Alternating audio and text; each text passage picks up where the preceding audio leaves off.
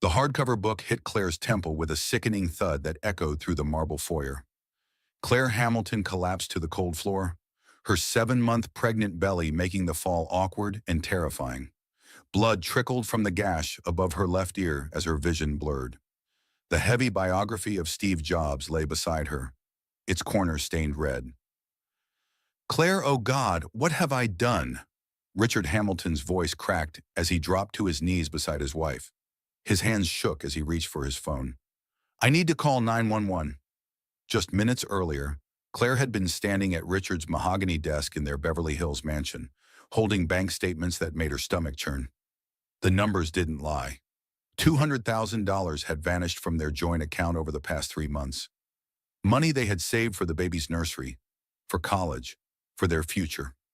"Richard, we need to talk," she had said when he walked into his home office, still wearing his $1,000 suit from another successful day running his tech company. "Can it wait? I have calls to make," Richard replied without looking up from his phone. "No, it cannot wait." Claire's voice carried an edge he rarely heard. She placed the statements on his desk. "Where did this money go?" Richard's jaw tightened as he scanned the papers. "That's business. Claire, you wouldn't understand. I understand that you withdrew $50,000 last Tuesday and another $75,000 the week before that. This is our baby's money. Richard, don't you dare tell me how to manage our finances." Richard's voice dropped to a dangerous whisper. "Everything we have exists because of my work, my company, my decisions." Claire's hands instinctively moved to her belly. "Our decisions, Richard. We're supposed to be partners." "Partners," Richard laughed bitterly. "You contribute what exactly your little nonprofit job that barely pays for your coffee habit." The words stung, but Claire pressed forward. She had spent years walking on eggshells around Richard's temper, but their unborn daughter deserved better. "I found out where the money went. Richard, apartment 2307 at the Meridian Towers, your ex-girlfriend Jessica's apartment." Richard's face went white, then red. "You had no right to. I had every right. This is my family's future. You're gambling away on your mistress." "She's not my mistress," Richard said through gritted teeth. "It's complicated." "Complicated?" Claire's voice rose. "You're paying for another woman's luxury apartment while I'm pregnant with your child." "Lower your voice," Richard warned, moving closer. "The neighbors. I don't care about the neighbors. I care about our baby having a college fund instead of funding your affair." "It's not an affair," Richard exploded. "Jessica needed help after her divorce. It's temporary." "Temporary? The lease agreement I found in your office says otherwise." 2 years, Richard. You committed 2 years of our money to her?" Richard's hands clenched into fists. "How dare you go through my private papers? Private, we're married. There should be no private bank accounts, no secret apartments, no lies." "You're making a scene over nothing," Richard said, but his voice lacked conviction. "Nothing, Richard. This is $200,000. Do you understand what that means to our family? Our family will be fine. My company just landed the Peterson contract. We'll make it back." "That's not the point." Claire stepped closer to the desk. "The point is you made this decision without me. You prioritized another woman over your pregnant wife and unborn child." "Don't be so dramatic. Claire, you're being hormonal." The dismissal hit Claire like a slap. "Hormonal, Richard. I'm trying to save our marriage. If you can't see that paying for your ex-girlfriend's apartment is wrong." "I'm done with this conversation," Richard said, moving toward the door. "No, you're not." Claire blocked his path. "I'm calling my mother. Dr. Morris needs to know what kind of man her daughter married."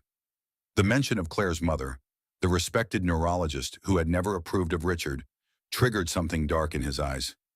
"You will not call your mother." "Watch me," Claire said, reaching for her phone. That's when Richard snapped.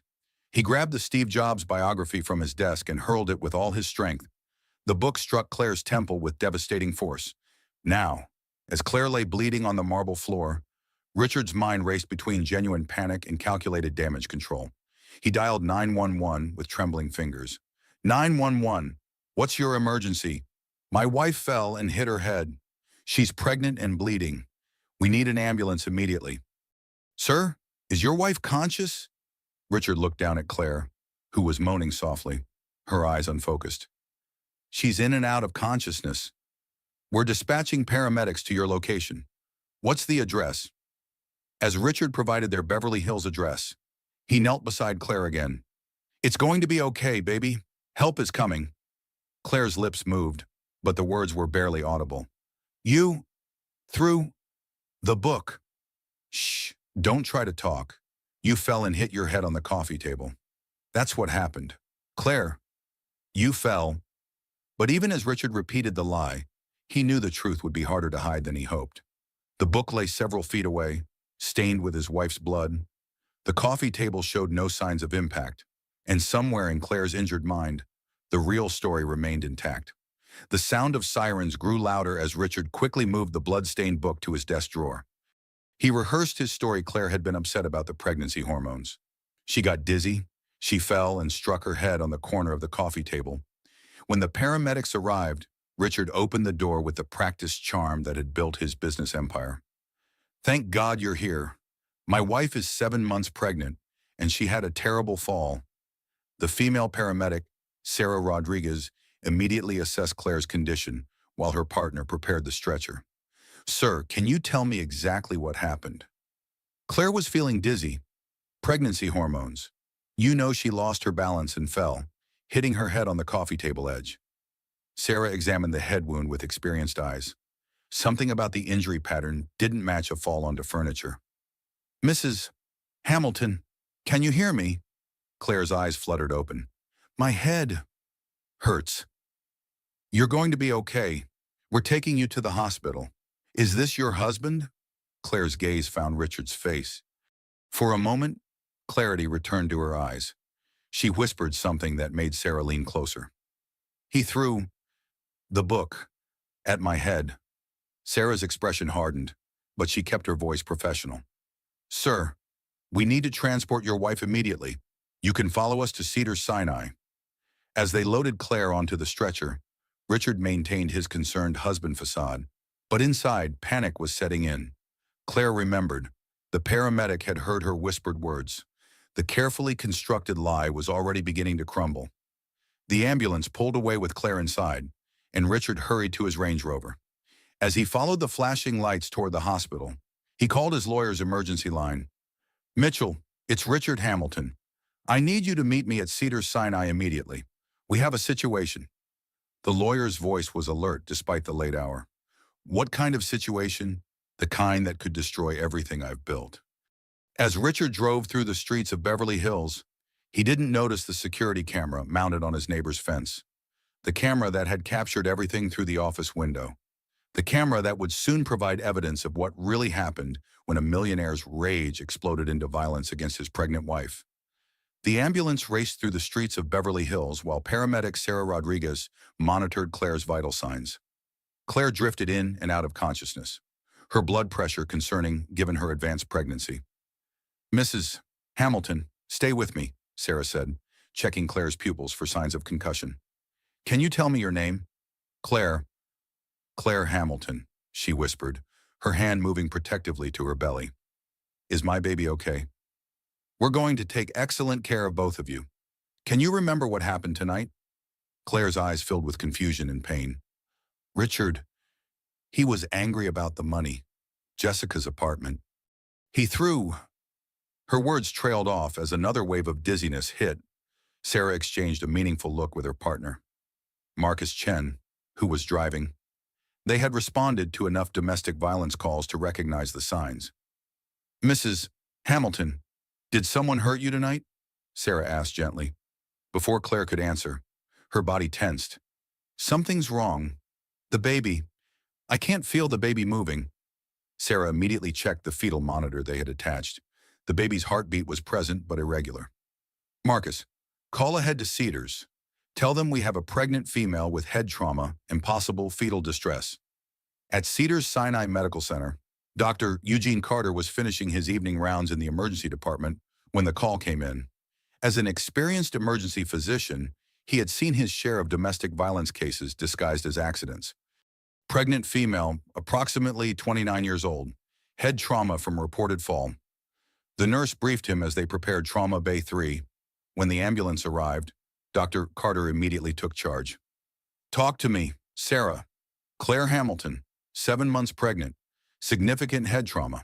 Patient reports dizziness prior to alleged fall. Husband claims she fell and hit her head on coffee table.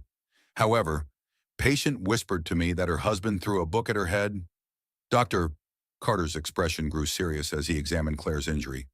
The impact pattern was inconsistent with a fall onto furniture. The wound showed the distinctive mark of a projectile impact. Mrs. Hamilton, I'm Dr. Carter. We're going to take excellent care of you and your baby. Can you tell me what happened? Claire's eyes were clearer now under the bright hospital lights. Richard, my husband. He threw a book at my head, a heavy book. I confronted him about giving money to his ex-girlfriend. I understand. We're going to run some tests to make sure you and the baby are okay. First, I need to call someone. Dr. Carter stepped away and made a call to Dr. Vivian Morris, whom he knew from medical conferences. As fellow physicians, they had mutual respect, and he knew Dr. Morris was a neurologist. Vivian, it's Eugene Carter at Cedars. I have your daughter Claire in my emergency department. There was a sharp intake of breath. Claire, what happened? She has a significant head injury. She's 7 months pregnant. Her husband claims she fell, but the injury pattern suggests she was struck by an object. She's told 2 of my staff that her husband threw a book at her head. I'm coming immediately. Don't let that bastard anywhere near her.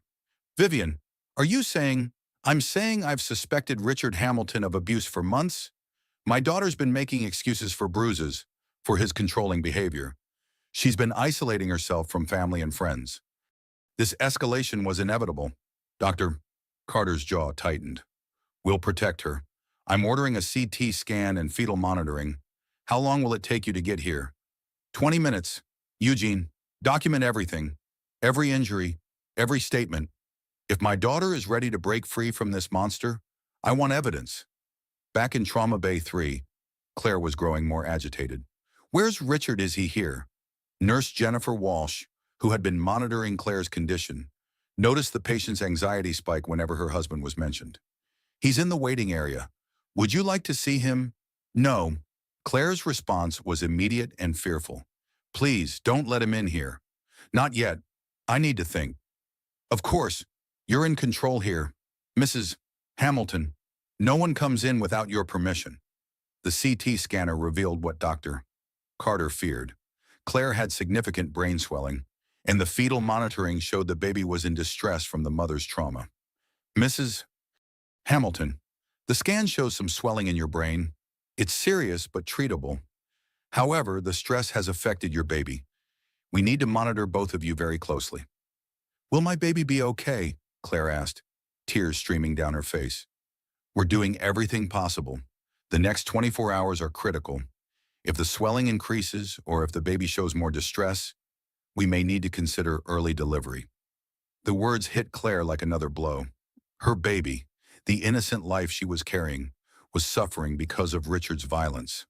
The reality of her situation began to crystallize through the pain medication. Dr. Vivian Morris arrived at the hospital like a force of nature. At 58, she commanded respect in every medical facility in Los Angeles.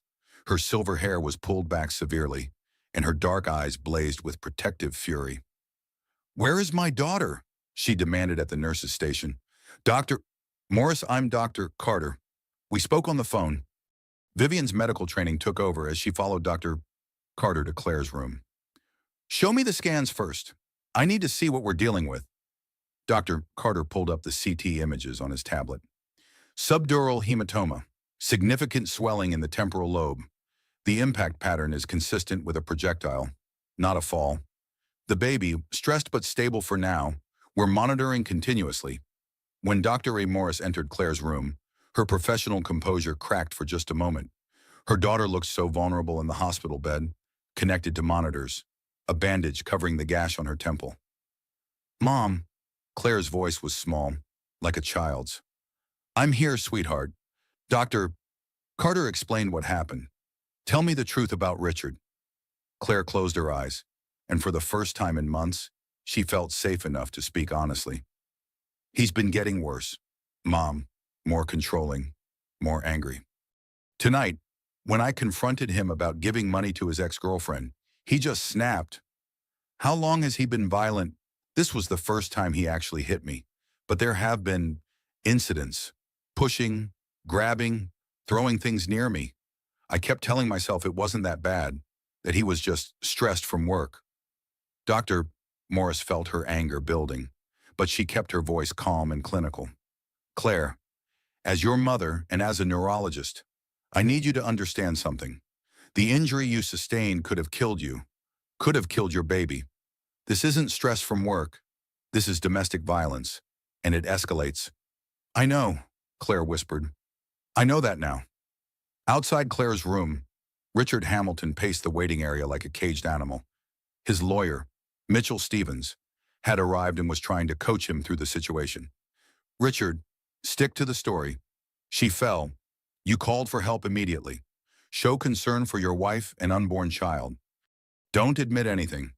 But what if she tells them what really happened? Head injuries cause confusion, memory problems. Her account may not be reliable. What neither Richard nor his lawyer knew was that hospital security cameras had captured Richard's phone call to his attorney before calling 911. The timestamp would prove that his first instinct was legal protection, not medical help for his injured wife. Dr. Morris was documenting every detail of Claire's injuries when her phone buzzed. It was a text from Detective Shannon Brooks, a family friend and specialist in domestic violence cases. Vivian, heard about Claire. Are you ready to press charges? Dr. Morris looked at her daughter, who was finally resting peacefully under sedation. She typed back, meet me at the hospital. Bring your evidence kit. The next few hours would determine whether Richard Hamilton's wealth and influence could protect him from the consequences of his violence, or whether a mother's love and professional expertise would finally break the cycle of abuse. As midnight approached, Claire's brain pressure spiked dangerously, and alarms began sounding throughout the ICU. The battle for her life, and her baby's life, was just beginning. Dr. Vivian Morris stood over her daughter's hospital bed at 2 a.m, her trained eyes studying every detail of Claire's injury with the precision of a forensic neurologist. The impact pattern told a story that contradicted every word of Richard Hamilton's carefully rehearsed account. The trajectory is wrong, she murmured to Dr. McCarter, pointing to the wound. If Claire fell and struck the coffee table, the injury would be here, on the back of her head. This trauma is lateral, consistent with a projectile striking from the side. Dr. Carter nodded grimly. That's what I thought. The force required to create this much damage, it wasn't a fall.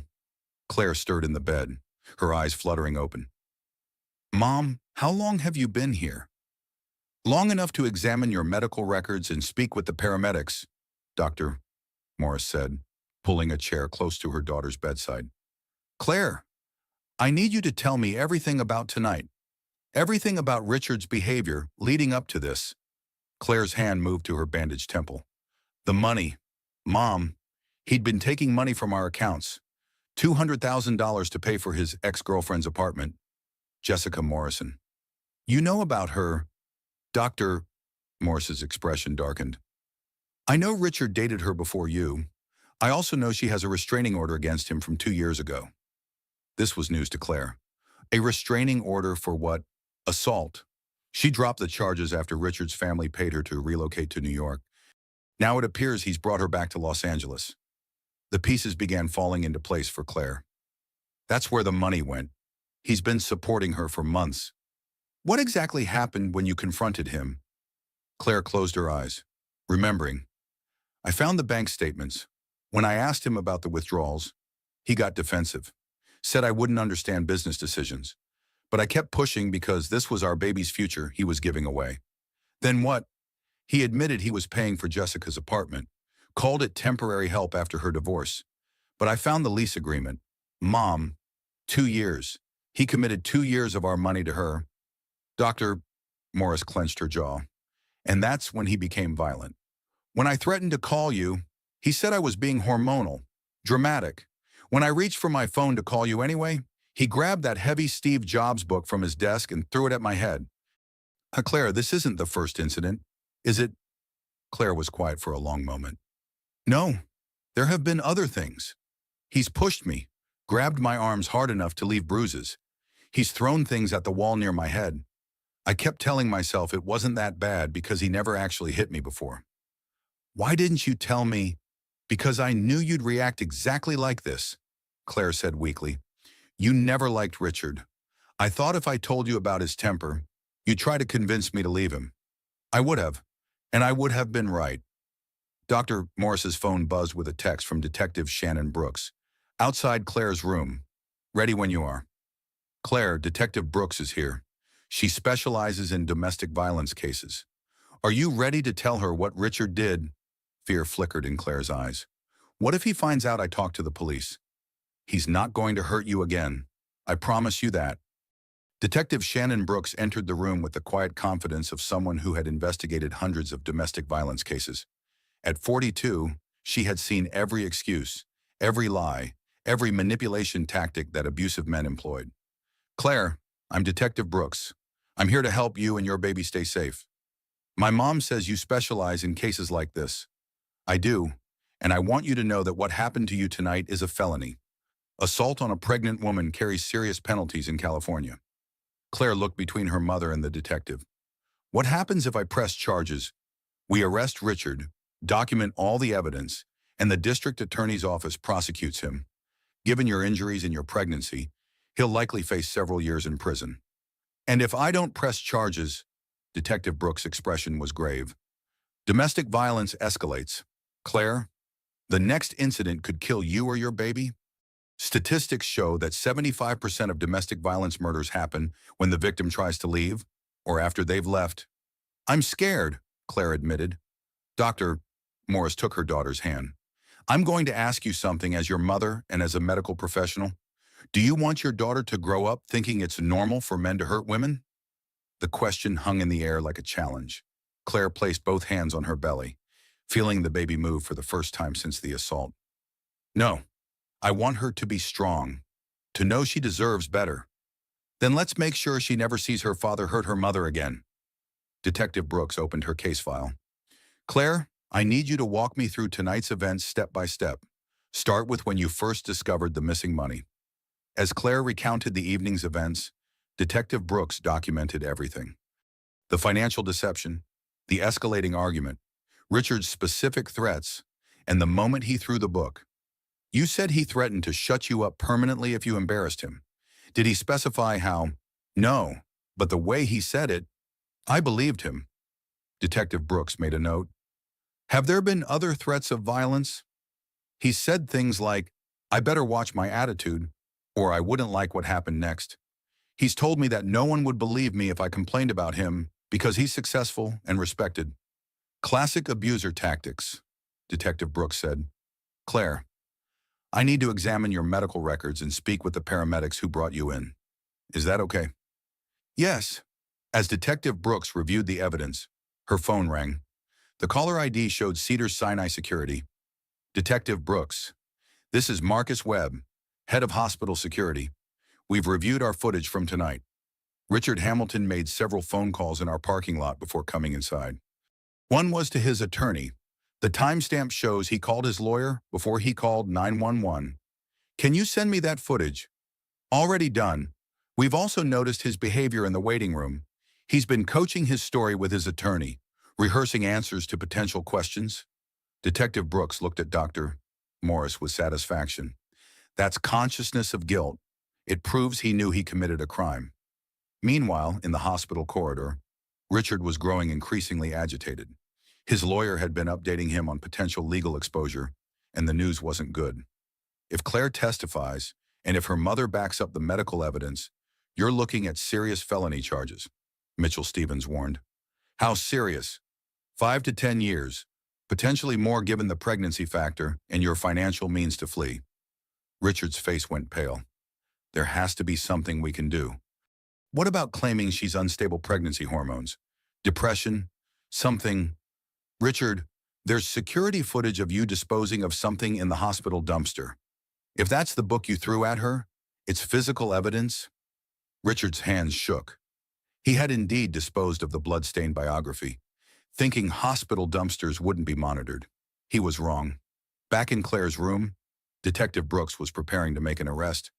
Claire, based on your statement, the medical evidence, and the physical evidence we've recovered, I have probable cause to arrest Richard for felony domestic violence. What happens now?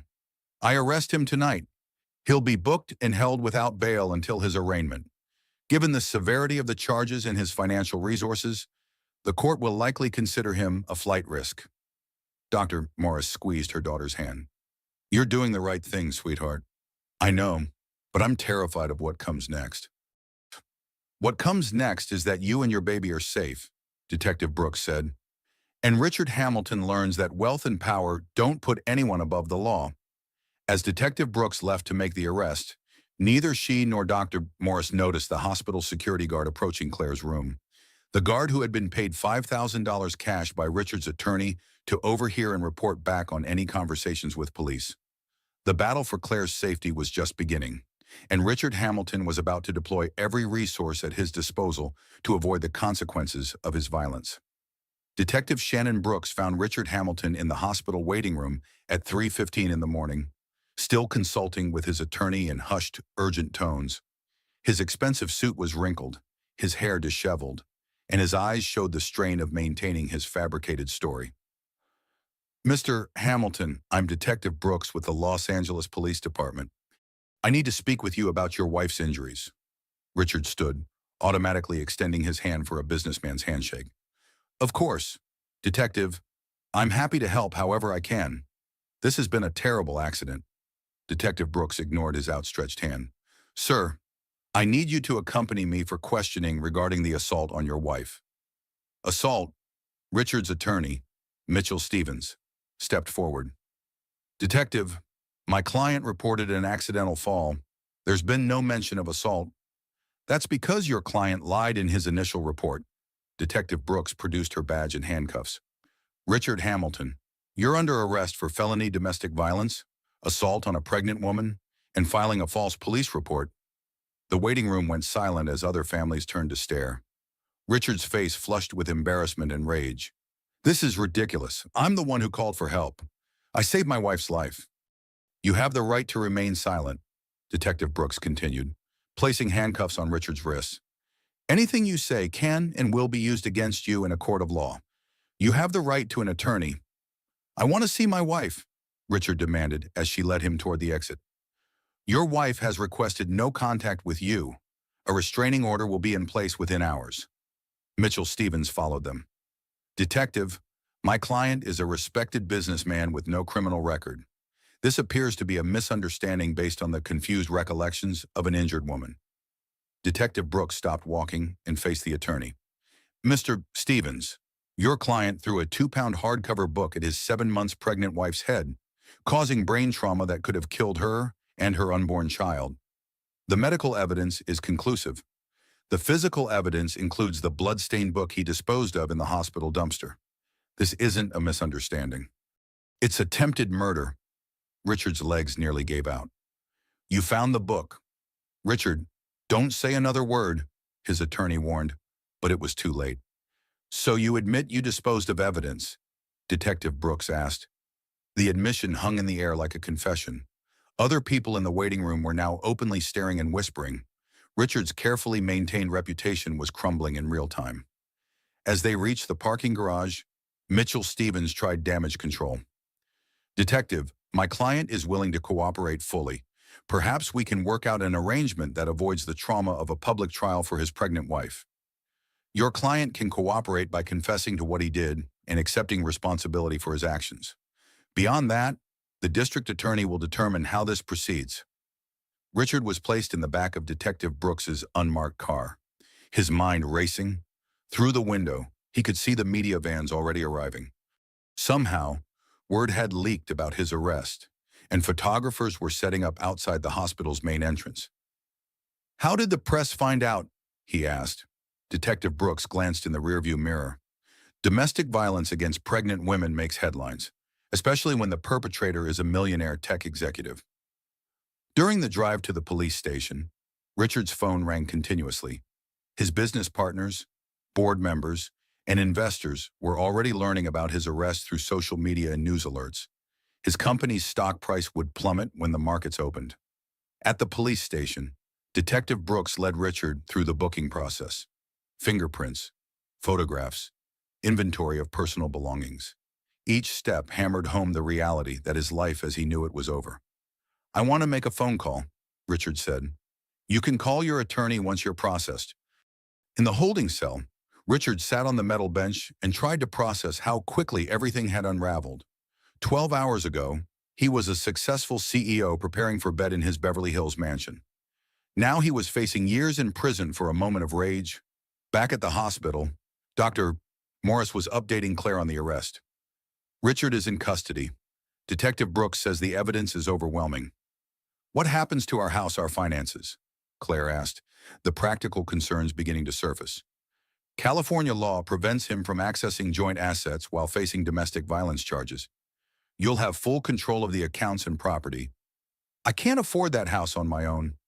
"You don't need to afford it. You need to heal and prepare for your daughter's birth. Everything else can be sorted out later." Claire's hospital room phone rang. "Dr. Morris answered. "Dr. Morris speaking. This is Grace Hamilton, Richard's mother. I demand to see my daughter-in-law immediately." Dr.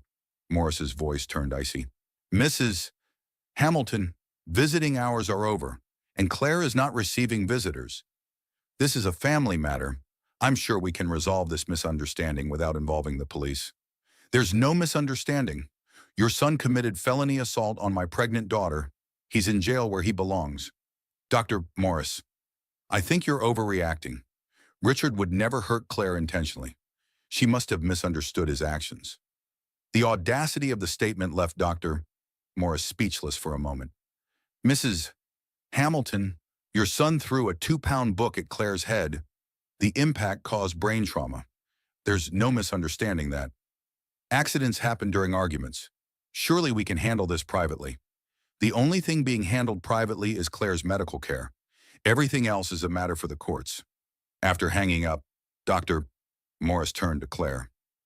"Richard's mother wants to visit." "Absolutely not.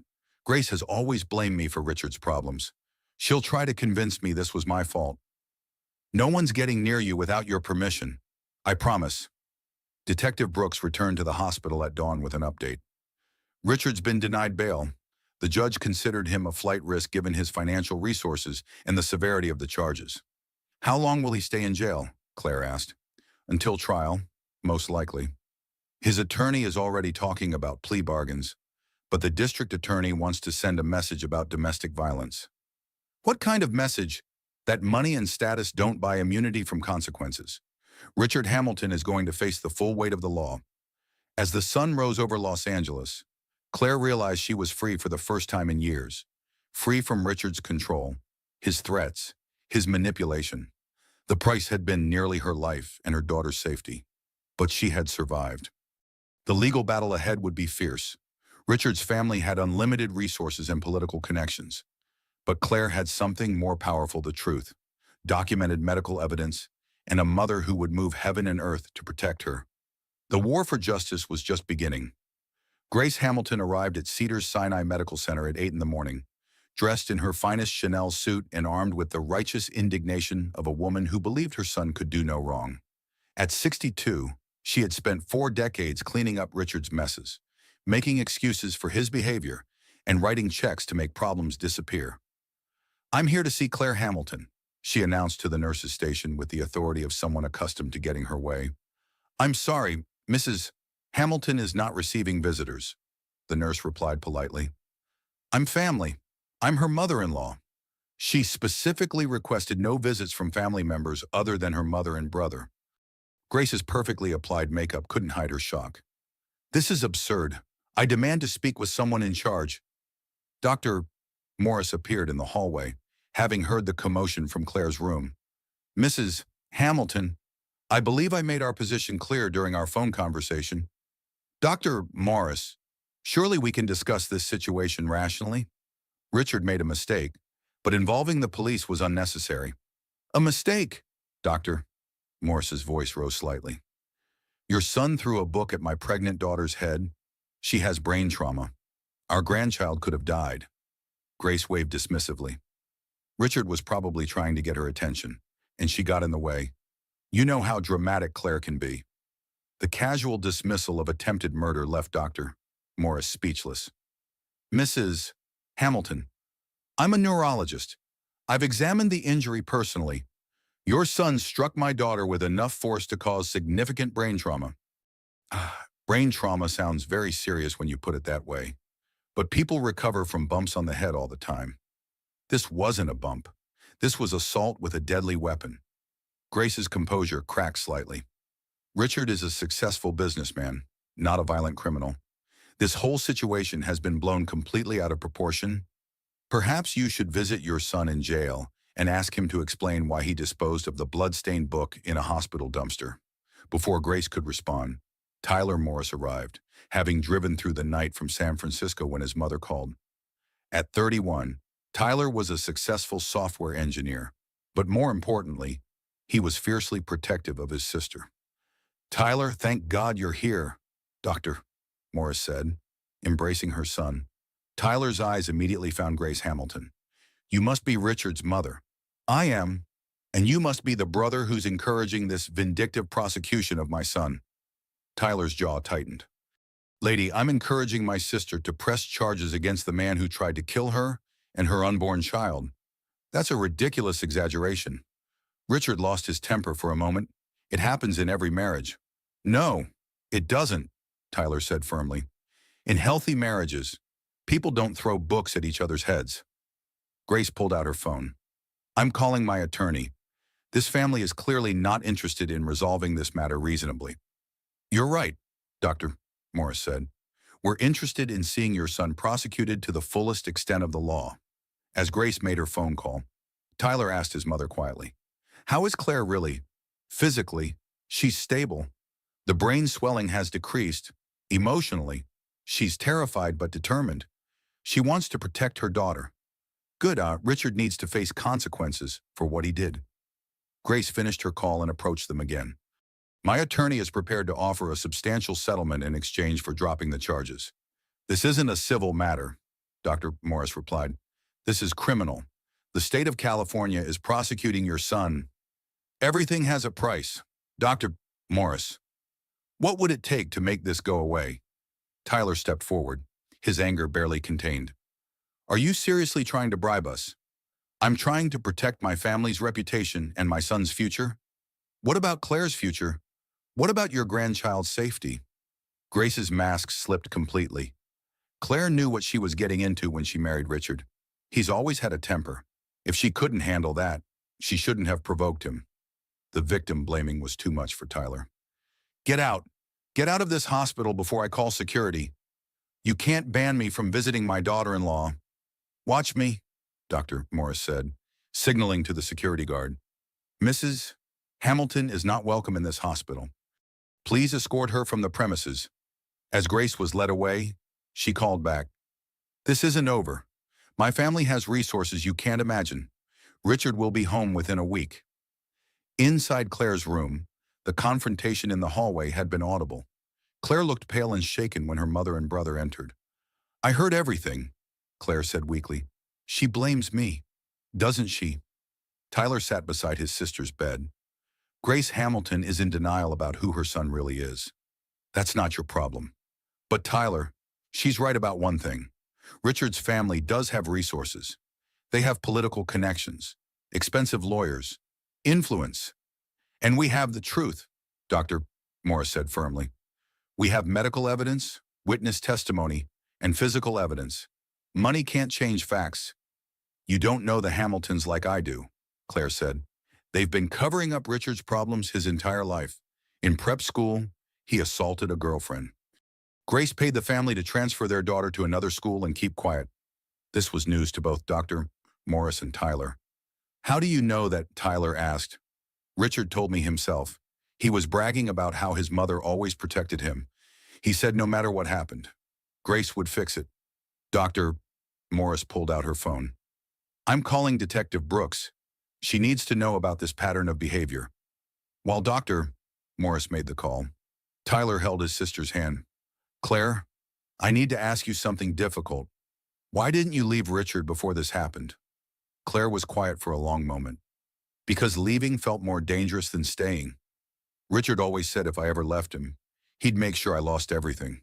The house, the money, access to our child. He said his lawyers would prove I was an unfit mother. Those were threats designed to control you. I know that now. But when you're living it, when someone is isolating you from friends and family, making you doubt your own judgment, you start to believe their version of reality. Tyler squeezed her hand. Well, you're not alone anymore. Mom and I are here, and we're not going anywhere. Dr. Morris returned with news from Detective Brooks. The detective is very interested in the prep school incident. She's going to contact the victim and see if she's willing to testify. What if she's not? Then we proceed with the evidence we have. But if there's a pattern of violence, it strengthens the case significantly. Claire's phone buzzed with a text message. Her face went white as she read it. What is it? Tyler asked. It's from Grace. She says Richard's attorney is filing for emergency custody of the baby. They're claiming I'm mentally unstable and a danger to our child. The audacity of the legal maneuver was breathtaking. Richard was in jail for assaulting his pregnant wife, yet his family was trying to claim she was the dangerous parent. Dr. Morris's medical training kicked in. They can't take a baby from its mother without extraordinary circumstances. And given that Richard is the one facing criminal charges, no judge would grant him custody. But they could try to place the baby with Grace, Claire realized. Richard's mother as temporary guardian. The thought of her newborn daughter being raised by the woman who had just blamed Claire for her own assault was terrifying. Over my dead body, Tyler said grimly. We need a family law attorney. Dr. Morris said, someone who specializes in protecting mothers and children from abusive fathers. As if summoned by their conversation, Detective Brooks appeared in the doorway. I have news about Richard's prep school incident. The victim, Jennifer Walsh, is now a successful attorney in Portland. She's willing to testify about what Richard did to her 15 years ago. What happened to her? Claire asked. Richard pushed her down a flight of stairs during an argument. She suffered a broken arm and a concussion. Sound familiar? The pattern was unmistakable. Richard's violence wasn't a one-time loss of control. It was an established pattern of behavior that had been covered up by his family's money and influence. There's more, Detective Brooks continued. We've found 2 other women who dated Richard in college and after. Both report similar incidents of physical violence. Will they testify? They're considering it. Seeing Richard finally face consequences has given them courage to come forward. As the evidence mounted against Richard, Claire felt a mixture of vindication and sadness. She was finally seeing her husband clearly, but it meant accepting that the man she had loved was a dangerous predator who had fooled her for years. The battle lines were drawn. On one side, Richard's wealth, his family's influence, and a legal team prepared to destroy Claire's reputation to save their client. On the other side, the truth, medical evidence, and a growing chorus of victims ready to break their silence. The war for justice was escalating, and Claire was no longer fighting alone. 3 days after the assault, Claire's medical condition had stabilized enough for her to give a comprehensive statement to Detective Brooks and Prosecutor Margaret Lane. The swelling in her brain had decreased significantly, and her baby's heartbeat was strong and steady. Claire, I need you to walk me through your relationship with Richard from the beginning, Margaret Lane said, settling into the chair beside Claire's hospital bed. At 51, the prosecutor had built her career on putting domestic abusers behind bars. When we first met, Richard was charming, successful, attentive. Everything seemed perfect. When did that change? Claire thought carefully. About 6 months after we moved in together. Small things at first. He didn't like my friends. Said they were jealous of our relationship. He convinced me to quit my job at the nonprofit because he made enough money for both of us. Classic isolation tactics, Detective Brooks noted. What else? He started managing our money completely. Said I didn't understand investment strategies. He gave me an allowance like I was a child. When I questioned expenses, he'd get angry and say I was ungrateful. Margaret Lane made notes. Did the financial control escalate? He monitored my credit cards, questioned every purchase. If I bought something without asking, he'd return it and lecture me about fiscal responsibility. But he spent whatever he wanted on himself. When did physical intimidation begin? Claire's hand moved unconsciously to her belly. About a year ago. He started standing too close when he was angry, backing me against walls.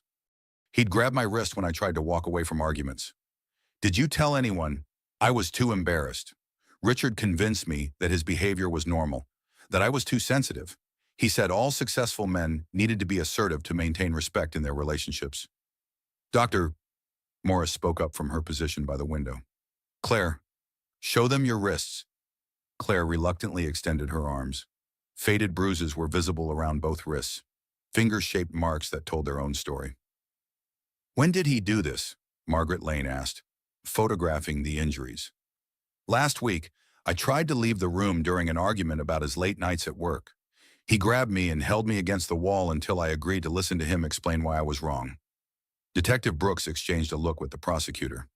Claire, we've been investigating Richard's past relationships. We've found a pattern of escalating abuse with multiple women. How many women? 4 that we know of.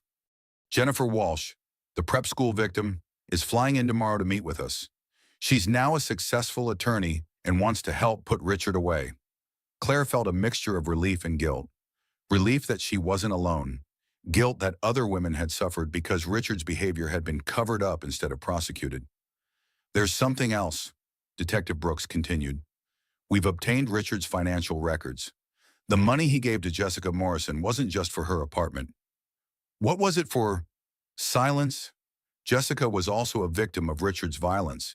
He's been paying her $200,000 to keep quiet about an assault that happened 3 years ago. The room fell silent as the implications sank in. Richard hadn't been supporting an ex-girlfriend out of kindness. He had been paying hush money to another victim. We want to contact Jessica, Margaret Lane said. With her testimony added to Jennifer's and yours, we can establish a clear pattern of domestic violence spanning over a decade. Claire's friend Nadine Walsh chose that moment to arrive with flowers and a worried expression. She had been trying to visit for 2 days but had been turned away due to the restricted visitor list. Claire, honey, what happened? The news said Richard was arrested for assault, but that can't be right. Claire looked at her best friend, remembering all the times Nadine had questioned Richard's controlling behavior, all the times Claire had defended him. It's right. Nadine, Richard threw a book at my head during an argument. I have brain trauma. Nadine's face went white. Oh my God, Claire, I'm so sorry. I should have pushed harder when I saw the warning signs. What warning signs? Detective Brooks asked. Nadine looked between Claire and the detective. Richard's jealousy about Claire's friendships. He discouraged her from spending time with anyone. When we did get together, he'd call constantly, checking up on her. He made her feel guilty for having a life outside their relationship. Did you witness any physical aggression? Not directly, but Claire would make excuses for injuries. A bruise on her arm was from bumping into a door. A cut on her lip was from biting it while eating. I suspected, but Claire always had explanations. Claire felt tears forming. I was protecting him. Wasn't I making excuses? Covering up his behavior? You were surviving, Margaret Lane said gently. Victims often protect their abusers as a survival mechanism. Dr. Morris pulled up security footage on her tablet. We've obtained surveillance from your home security system. Richard didn't know the backup files were stored in the cloud. The footage showed multiple incidents over the past year. Richard shoving Claire against a wall, throwing objects near her head, grabbing her roughly during arguments. In each case, Claire could be seen trying to de-escalate, apologizing, backing down. This establishes the pattern of escalating violence leading up to the book incident, Detective Brooks explained. It shows this wasn't a one-time loss of control. Margaret Lane reviewed her notes. Claire, we have enough evidence to convict Richard without your testimony, but if you're willing to testify, it would ensure he receives the maximum sentence. What's the maximum? For assault on a pregnant woman with prior domestic violence incidents, we're looking at 8 to 12 years. The number stunned Claire. That long. Domestic violence is a serious crime that often escalates to murder. The court takes threats to pregnant women very seriously. Claire's phone buzzed with another text from Grace Hamilton. My attorney says you can still drop the charges. Richard has learned his lesson. Think about your daughter's future. Claire showed the message to Detective Brooks, who immediately made a note. That's witness intimidation. Grace Hamilton is now also facing criminal charges. She's still trying to get me to drop the case. Abusive families often pressure victims to protect the abuser. It's another form of control. Nadine sat on the edge of Claire's bed. What do you want to do? Claire looked around the room at the people supporting her. Her mother, her brother who had driven through the night, her best friend, and the law enforcement professionals working to protect her. I want to testify. I want Richard to face consequences for what he's done. But more than that, I want other women to see that wealth and charm don't excuse violence. It won't be easy, Margaret Lane warned. Richard's attorneys will try to destroy your credibility. They'll paint you as unstable, vindictive, a gold digger who trapped him with a pregnancy. Let them try, Claire said with growing strength. The evidence speaks for itself. Dr. Morris smiled proudly at her daughter. Claire, you're stronger than you know. I'm learning that. For years, Richard convinced me I was weak, that I needed him to survive. But surviving his violence, protecting my daughter, standing up for myself and other victims, that takes real strength. Detective Brooks gathered her files. We'll arrange security for you during the trial. Richard's family has resources, and they've already shown willingness to intimidate witnesses. What about after the trial? We'll help you get a permanent restraining order. Richard will be in prison for years, and when he's released, he'll be prohibited from contacting you or your daughter. As the legal team prepared to leave, Claire felt something she hadn't experienced in years: hope. Hope for a future free from fear, free from Richard's control, free from violence. The truth was finally emerging, and with it, the possibility of real justice. 1 week after the assault, prosecutor Margaret Lane sat in her downtown Los Angeles office, surrounded by evidence that painted a disturbing picture of Richard Hamilton's pattern of violence against women.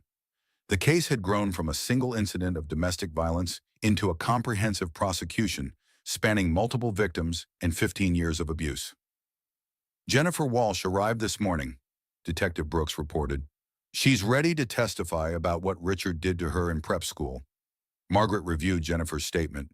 Pushed down a flight of stairs during an argument about her wanting to break up. Broken arm, concussion, and the school covered it up after Grace Hamilton made a substantial donation to their capital campaign. Same pattern as Claire's assault? Loss of control when the woman tries to assert independence? What about Jessica Morrison? Detective Brooks flipped through her notes. Harder case. She's terrified of Richard and his family. 3 years ago, he shoved her into a glass coffee table during an argument. She needed 12 stitches. Grace Hamilton paid her medical bills and gave her money to relocate to New York. But she came back to Los Angeles because Richard convinced her he'd changed, started paying for her apartment 6 months ago. She thought it was guilt money, but it was actually hush money to keep her quiet about the assault. Margaret Lane leaned back in her chair. 4 victims spanning 15 years, each incident escalating in severity. This isn't a man with anger management issues. This is a predator. Error. Richard's attorneys are already working on their defense strategy, Detective Brooks warned. They're hiring private investigators to dig up dirt on all the victims. Let them try. The medical evidence is conclusive, and we have multiple corroborating witnesses. At Cedars-Sinai, Claire was preparing for discharge. Her brain swelling had resolved, and her baby's condition was stable. But leaving the safety of the hospital meant facing the reality of her new life as a domestic violence survivor. Are you sure you don't want to stay with me? Dr. Morris asked as she helped Claire pack. Mom, I need to go home. I need to face what happened there and reclaim my space. Tyler finished loading Claire's belongings into a wheelchair. I've changed all the locks, installed new security cameras, and arranged for a security service. Richard can't get anywhere near the house. What about Grace? She has keys. Not anymore. I also got a restraining order against her for witness intimidation. Claire smiled weakly. Richard must be furious.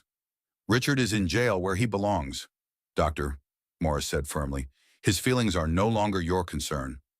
The drive to Beverly Hills was surreal for Claire, passing through her exclusive neighborhood. She saw neighbors who had no idea their successful neighbor was a violent criminal. The perfectly manicured lawns and luxury cars seemed to belong to a different world now. Inside her house, Claire was surprised by how different everything felt. The marble foyer where she had bled was now just cold stone. Richard's office, once a shrine to his success, looked like the workspace of a stranger. "I've packed all of Richard's belongings," Tyler said. "They're in the garage. You don't have to see his things if you don't want to." Claire walked into Richard's office and sat behind his desk. For the first time in their relationship, she was in his chair, in his space, with access to his private world. "I want to go through his files," she said. "If Richard has hurt other women, there might be evidence here." Dr. Morris looked concerned. "Claire, the police have already searched the house. They were looking for evidence of the assault. I'm looking for evidence of other victims, other cover-ups." Claire opened Richard's desk drawers methodically. Most contained business documents, but one drawer was locked. Using tools Tyler had brought, they forced it open. Inside was a file labeled Personal Legal Matters. It contained settlement agreements, non-disclosure agreements, and checks made out to various women over the past decade. "This is it," Claire breathed. "This is proof that Richard's been paying women to keep quiet about his violence." The file contained 4 different settlement agreements. Jennifer Walsh's name was on one, Jessica Morrison's on another. 2 other women Claire had never heard of had also received payments in exchange for silence about personal disputes with Richard. "We need to call Detective Brooks immediately," Tyler said. While Tyler made the call, Claire continued searching. In Richard's computer, she found email exchanges with his attorney about managing potential public relations issues and neutralizing disgruntled former associates.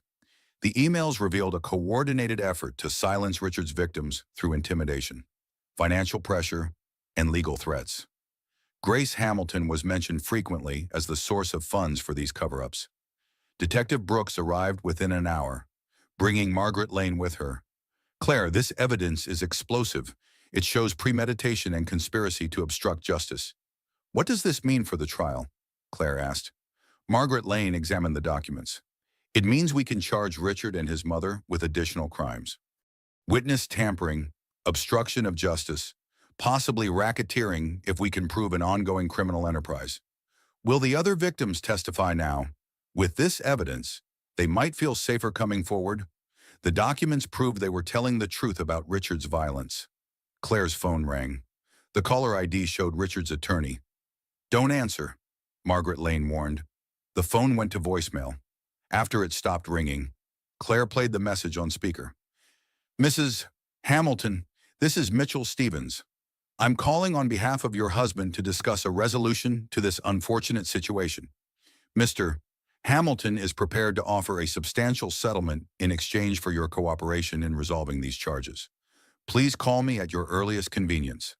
"Settlement offer," Detective Brooks noted. "Another attempt to buy silence?" "The audacity is breathtaking," Dr. Morris said. "He assaults my daughter and then tries to bribe her to drop charges."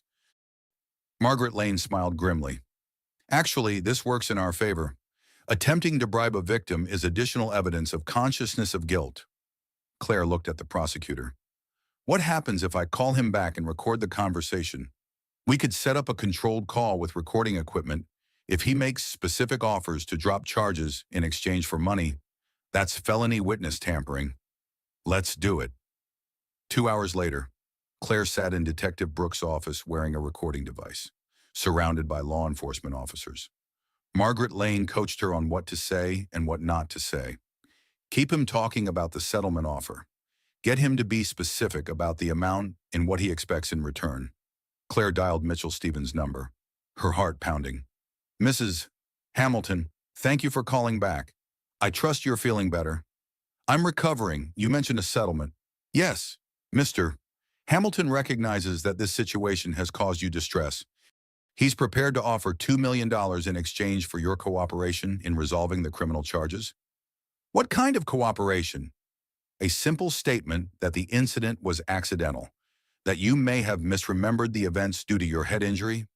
"You want me to lie?" "I want you to consider your daughter's future. $2 million would ensure her education, her security. A public trial would be traumatic for everyone involved." Claire looked at Margaret Lane, who nodded encouragingly. "What about the other women Richard hurt?" There was silence on the line. "I'm not sure what you mean. Jennifer Walsh, Jessica Morrison, the others. Would they get settlements too?" Mrs. Hamilton, I think we should focus on your situation. My situation is that your client has a pattern of violence against women, and your family has a pattern of covering it up with money. I think this conversation has become unproductive. Please consider my client's offer carefully.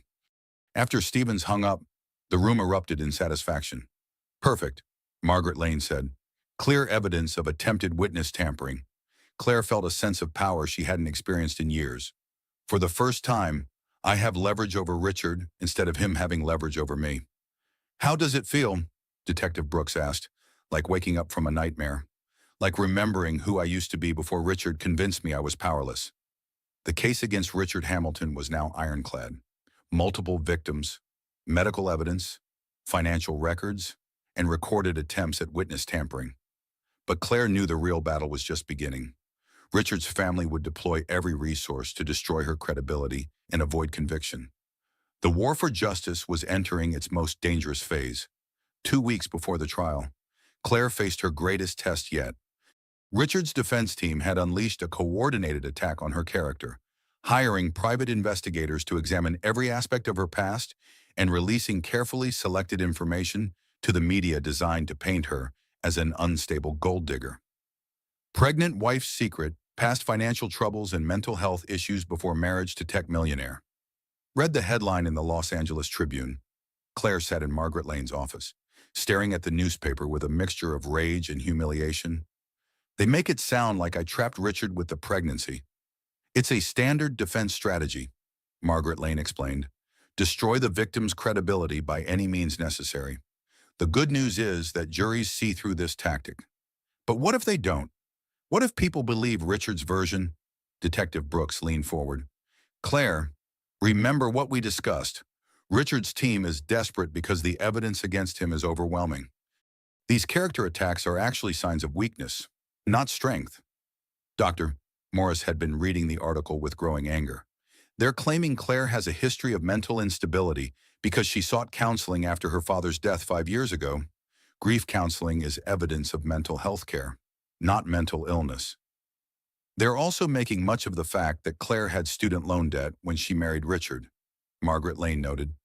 As if being a working-class woman who paid for her own education somehow makes her untrustworthy. Claire's phone buzzed constantly with calls from reporters, bloggers, and tabloid journalists wanting her side of the story. Tyler had taken over screening her calls, but the media attention was overwhelming. There's more, Detective Brooks said reluctantly. Richard's team has hired a PR firm. They're conducting a whisper campaign about your pregnancy, suggesting you manipulated Richard into marriage.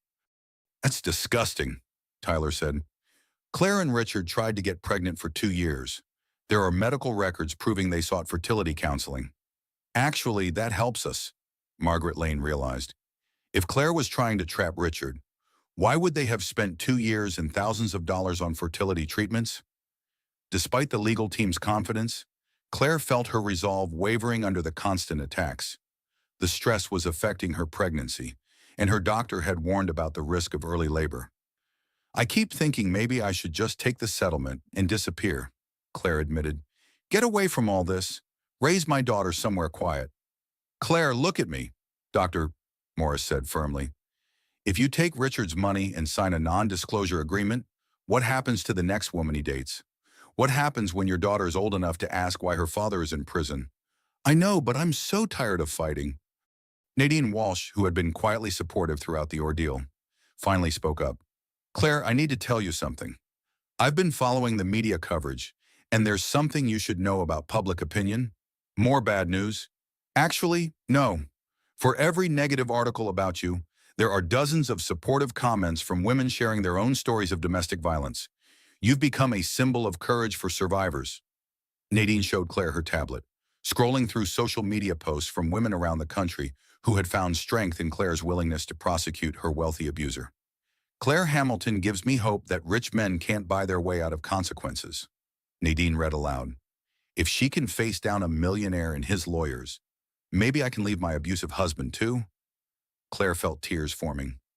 I never wanted to be a symbol. I just wanted justice. Sometimes those are the same thing, Margaret Lane said gently. The next morning brought news that changed everything. Jennifer Walsh, the prep school victim, held a press conference in Portland announcing her support for Claire and revealing additional details about Richard's past violence.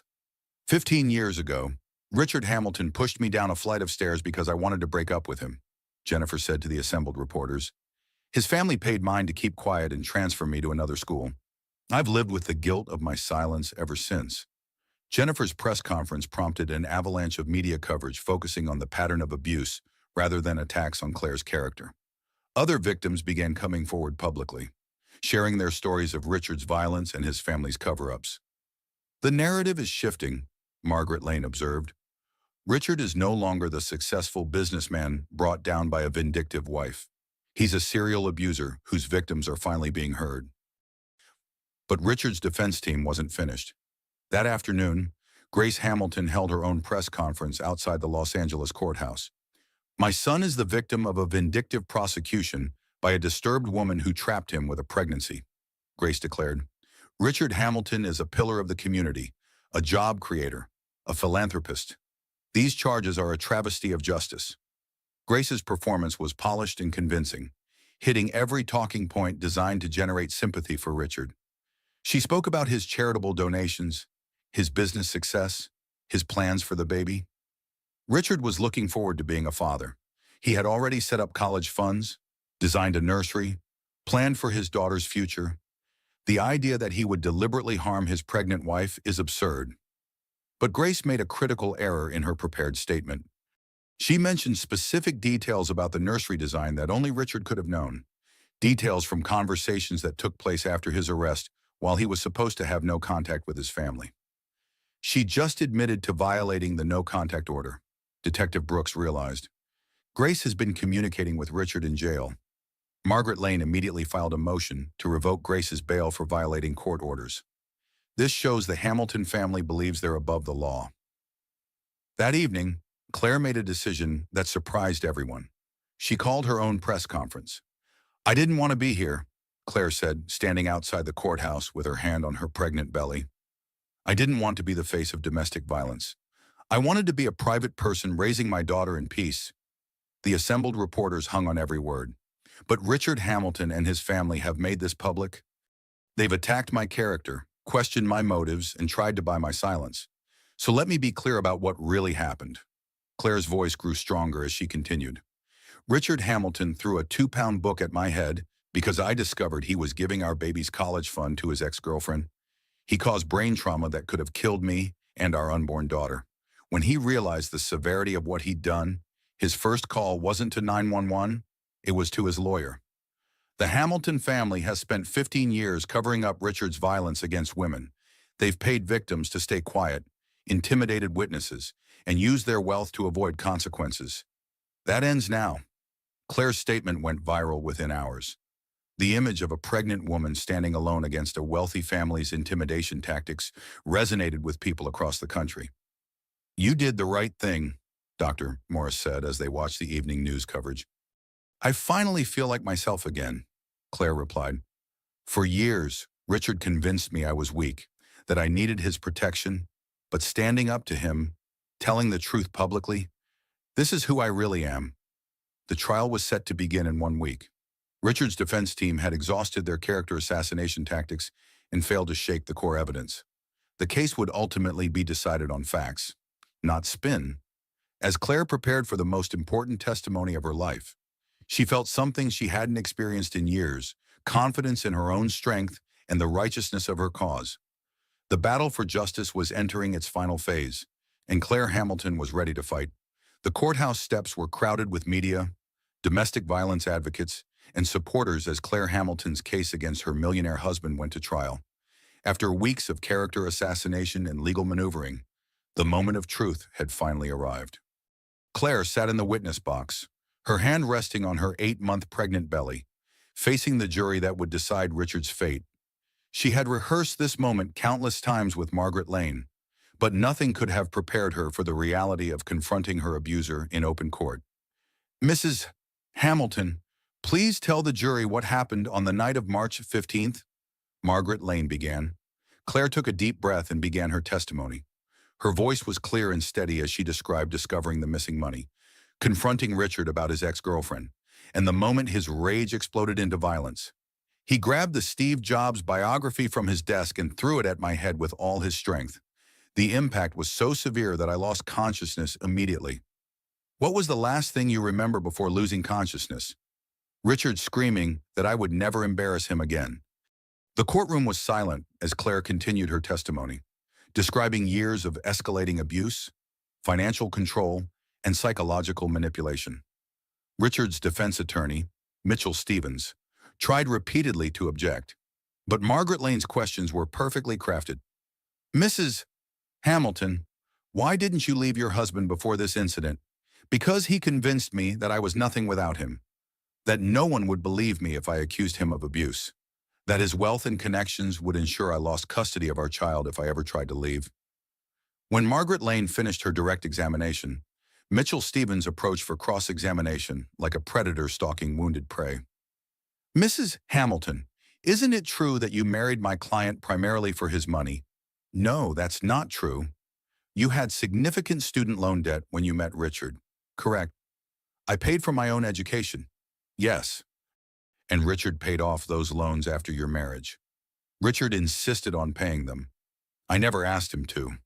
Stevens continued his attack, questioning Claire's memory due to her head injury, suggesting she had exaggerated the violence, implying she was motivated by greed. But Claire remained calm and consistent, her testimony unshaken by his aggressive tactics. Mr. Stevens, your client threw a 2-pound book at my head while I was 7 months pregnant. No amount of money could compensate for nearly losing my life and my daughter's life. The prosecution's case grew stronger with each witness. Dr. Eugene Carter testified about Claire's injuries, emphasizing that the trauma pattern was consistent with assault, not an accidental fall. Dr. Vivian Morris took the stand as both a medical expert and a mother. Her testimony about examining Claire's injuries was devastating to the defense. In 30 years as a neurologist, I have never seen impact trauma this severe from a household accident. The force required to create this injury pattern could only come from a deliberate assault. Detective Shannon Brooks testified about the evidence Richard's call to his lawyer before calling 911. The blood-stained book found in the hospital dumpster, the security footage showing Richard disposing of evidence. But the most powerful testimony came from Richard's previous victims. Jennifer Walsh flew in from Portland to describe the prep school incident, her voice strong despite the decades that had passed. Richard Hamilton pushed me down a flight of stairs because I wanted to break up with him. His family paid mine to keep quiet. I've regretted my silence ever since. Jessica Morrison, visibly nervous but determined, testified about the coffee table assault and the hush money Richard had paid her. He shoved me into a glass table during an argument. I needed 12 stitches. When I threatened to call police, Grace Hamilton offered me money to disappear. I took it because I was scared and young. I've regretted that decision every day since. 2 other women testified about similar incidents, establishing a clear pattern of escalating violence over 15 years. Richard's defense tried to portray him as a successful businessman who had simply lost his temper once. They brought character witnesses who testified about his charitable donations and business accomplishments. Richard Hamilton has created thousands of jobs and donated millions to charity, one witness claimed, but Margaret Lane's rebuttal was devastating. Ladies and gentlemen of the jury, charitable donations don't excuse attempted murder. Business success doesn't give anyone the right to assault pregnant women. When Richard finally took the stand in his own defense, his testimony was a disaster. Under Margaret Lane's cross-examination, his carefully rehearsed story fell apart. Mr. Hamilton, you called your attorney before calling 911 for your injured wife, correct? I was confused, not thinking clearly. Confused enough to call your lawyer, but not confused enough to get medical help for your pregnant wife. That's not how it happened. Margaret Lane presented the phone records showing the exact times of Richard's calls. So you were clear-headed enough to protect yourself legally, but too confused to help your bleeding, unconscious wife. Richard's arrogance began to show through his coached demeanor. You don't understand the pressure I was under. Claire was threatening to destroy my reputation over a simple business decision. Simple business decision, you were funding your ex-girlfriend's apartment with your family's money. That was a temporary arrangement, Richard said defensively. Temporary. You signed a 2-year lease commitment. You spent your unborn daughter's college fund on another woman? How is that temporary? Richard's composure cracked completely. Claire was being unreasonable. She was threatening to call her mother, to make a scene. I had to make her understand. Make her understand by throwing a book at her head. It wasn't supposed to hit her. I was just trying to get her attention. The courtroom erupted. Richard had just confessed to throwing the book deliberately. Mitchell Stevens looked like he wanted to disappear. So you admit you threw the book at your pregnant wife intentionally? Richard realized his mistake too late. That's not what I meant. Mr. Hamilton, you just testified under oath that you deliberately threw a book at your 7 months pregnant wife's head. Is that your testimony? I want to clarify, yes or no. Mr. Hamilton, did you intentionally throw a book at Claire's head? The silence stretched for 30 seconds before Richard finally answered. Yes, but I never meant to hurt her. Margaret Lane had gotten the confession she needed. The rest of Richard's testimony was merely damage control that couldn't undo his admission of intentional assault. During closing arguments, Margaret Lane summarized the overwhelming evidence. Ladies and gentlemen, this case is about power, control, and violence. Richard Hamilton believed his wealth put him above the law. He believed he could assault his pregnant wife and buy his way out of consequences. The evidence shows a 15-year pattern of violence against women, covered up by his family's money. 4 victims, 4 incidents, 4 cover-ups, until now. Claire Hamilton refused to be silenced. She refused to take the money and disappear. She chose to stand up for herself, for her unborn daughter, and for every woman who has been told that wealthy men's violence doesn't matter. Mitchell Stevens' closing argument focused on Richard's lack of criminal history and his contributions to society. My client made a terrible mistake in a moment of stress, but one mistake shouldn't destroy a man's entire life. The argument fell flat after Richard's own confession to intentional assault. The jury deliberated for only 2 hours. When they returned, the 4 women stood to deliver the verdict. On the charge of felony domestic violence, we find the defendant guilty. On the charge of assault on a pregnant woman, we find the defendant guilty. On the charge of witness tampering, we find the defendant guilty. On the charge of filing a false police report, we find the defendant guilty. Claire felt tears streaming down her face as each guilty verdict was read. In the gallery, Dr. Morris and Tyler embraced. Nadine squeezed Claire's shoulder supportively. Richard sat frozen as his world collapsed around him. Grace Hamilton sobbed in the front row, finally understanding that money couldn't buy her son's freedom. Judge Patricia Hernandez scheduled sentencing for the following week. Mr. Hamilton, you will remain in custody without bail. The court finds you pose a continuing danger to the community. Outside the courthouse, Claire faced a sea of reporters and supporters. Domestic violence advocates cheered as she emerged with her legal team. Today's verdict sends a clear message, Claire said into the microphones. Wealth and privilege don't excuse violence. No woman should have to endure what I endured. No child should grow up watching their father abuse their mother. Richard Hamilton will face consequences for his actions. But more importantly, other victims will see that justice is possible. Speaking the truth is possible. Holding abusers accountable is possible. A week later, Judge Hernandez sentenced Richard to 8 years in state prison, followed by 5 years of probation. Grace Hamilton received 2 years for witness tampering and obstruction of justice. Mr. Hamilton, you systematically abused women for 15 years. Judge Hernandez said, you used your wealth and family connections to silence your victims. You showed no remorse for nearly killing your pregnant wife.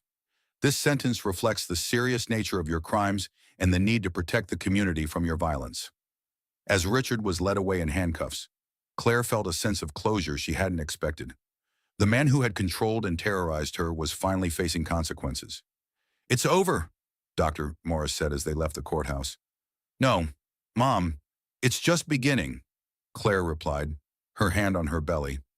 Now I get to raise my daughter in a world where she knows her mother fought for justice, where she knows that speaking the truth matters more than staying quiet. The legal battle was won, but Claire's real victory was deeper.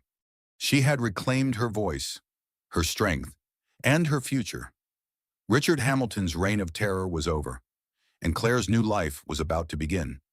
3 months after Richard's conviction, Claire gave birth to a healthy 7-pound daughter in the same hospital where she had nearly lost her life.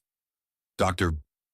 Vivian Morris held her granddaughter for the first time, tears streaming down her face as she marveled at the tiny miracle who had survived so much trauma. "She's perfect," Dr. Morris whispered, carefully placing baby Emma Claire Hamilton into her mother's arms. "She's a fighter, just like her mom," Tyler said, beaming at his sister and niece. Claire looked down at her daughter's peaceful face and felt a surge of protective love unlike anything she had ever experienced. "I promise you'll never see the violence I saw, sweetheart.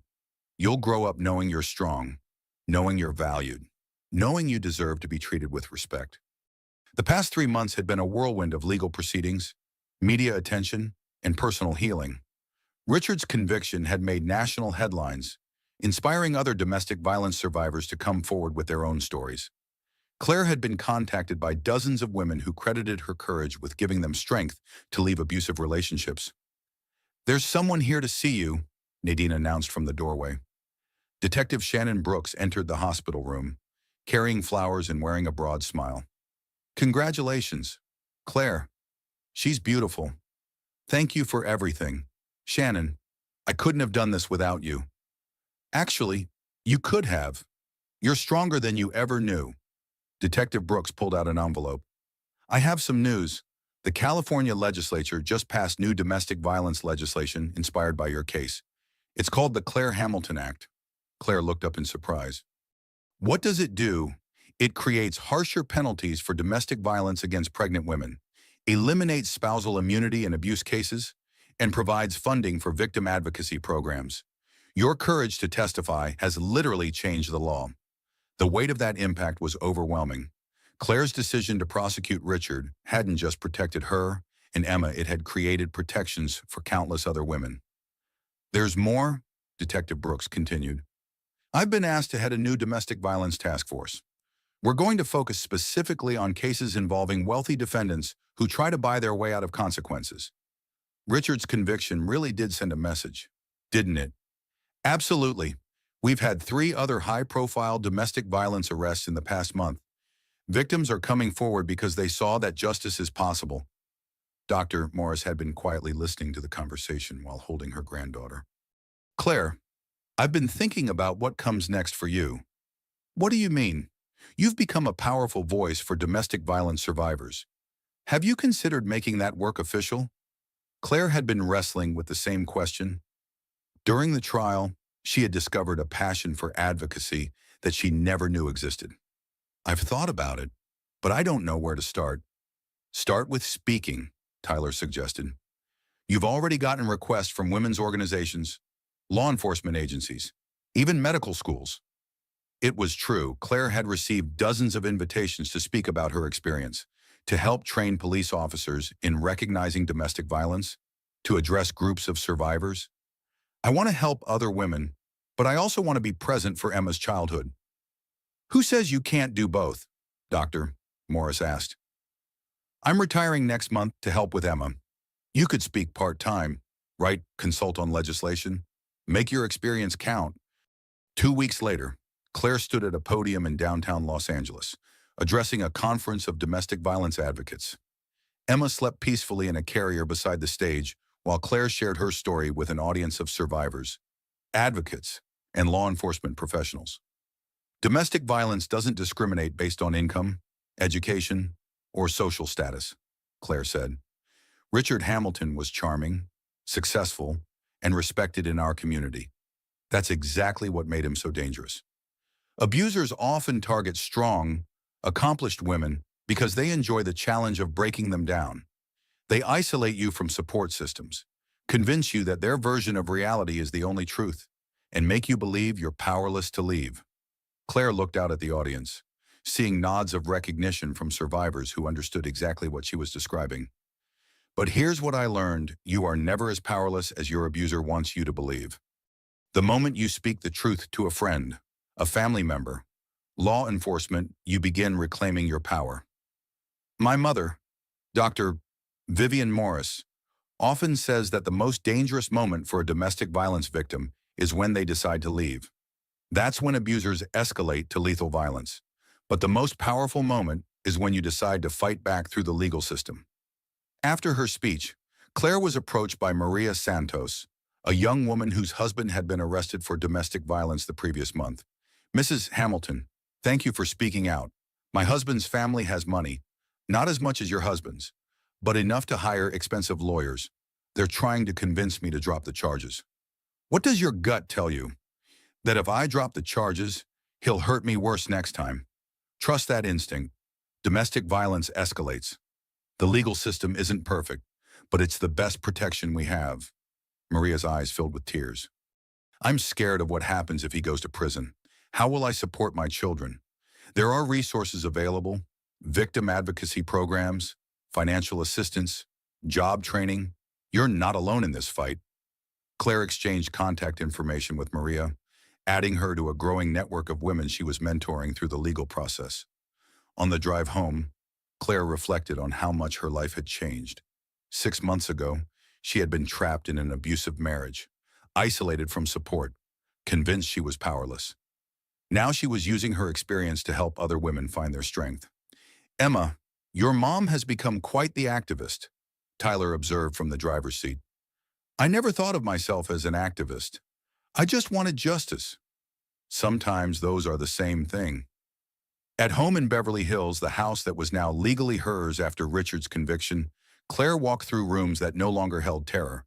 She had redecorated completely, removing all traces of Richard's presence and creating a warm, safe environment for Emma. Dr. Morris was in the kitchen, preparing dinner and reviewing the day's news.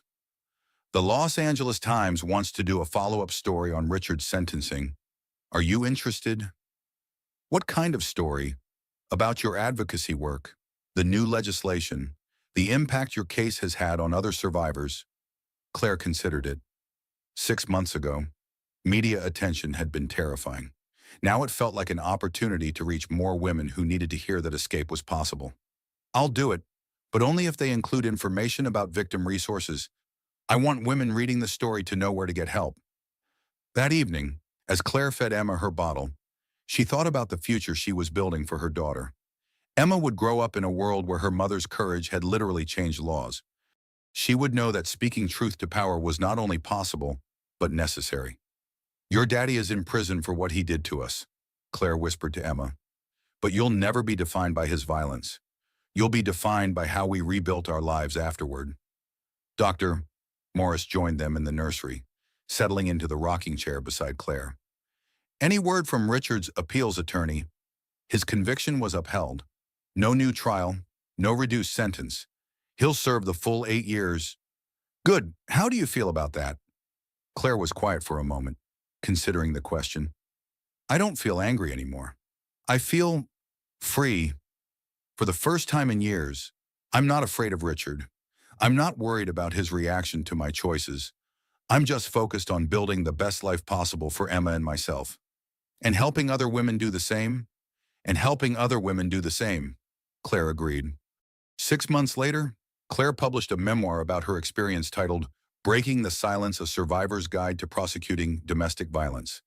The book became a bestseller, with proceeds funding domestic violence shelters and legal advocacy programs. She testified before Congress about the need for federal domestic violence legislation, consulted with police departments on improving their response to abuse cases, and spoke at law schools about prosecuting wealthy defendants. Most importantly, she raised Emma in an environment of love, safety, and empowerment. Emma's first word was "Mama," spoken while Claire was preparing for a speaking engagement about survivor advocacy. Richard Hamilton served his full sentence and was released after 8 years to a world that no longer recognized his name or influence. His company had collapsed during his incarceration. His fortune had been depleted by legal fees and victim compensation, and his reputation was permanently destroyed.